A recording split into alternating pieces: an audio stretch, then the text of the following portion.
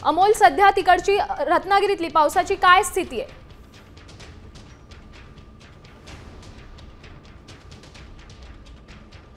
रत्नागिरीमध्ये उत्तर रत्नागिरी असेल, दक्षिण रत्नागिरी असेल, या ठिकाणी जोरदार पावसाच्या सरी कोसळत आहेत। मग राजापूर असेल, संगमेश्वर असेल, या सर्वच भागामध्ये जे आहे ते पाऊस सध्या कोसळताना पाहायला मिळतोय।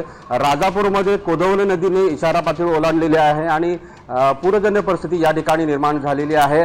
आत्ताच या भागामध्ये जी बाजारपेठ आहे, या बाजारपेठेमध्ये जे आहे ते पाणी शिरलेलं आहे। दुकानांमध्ये काही पाणी शिरलेलं आहे। सकाळपासून या ठिकाणी पाणी जे आहे ते शिरत होतं, मात्र आता जी परिस्थिती जर पाहिली तर या भागामध्ये मोठ्या प्रमाणात पाणी शिरलेलं पाहायला मिळतंय। तर संगमेश्वरमध्ये देखील बाजारपेठेमध्ये पाणी शिरलेलं आहे। इथल्या दुकानांमध्ये देखील पाणी शिरलेलं आहे आणि एकंदरीत जिल्ह्याचं जर पाहिलं तर जिल्ह्यामध्ये 3 नद्या ज्या आहेत त्या सध्या इशारा पातळीवरनं वाहत आहेत। खेडमध्ये जगबुडी नदी देखील इशारा पातळीवरती वाहते आहे।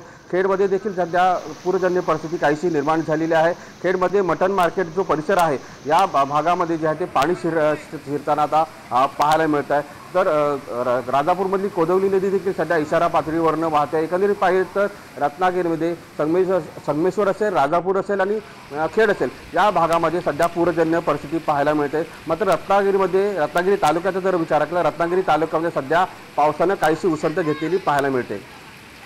नक्कीच धन्यवाद दिलेल्या या सविस्तर अपडेटसाठी।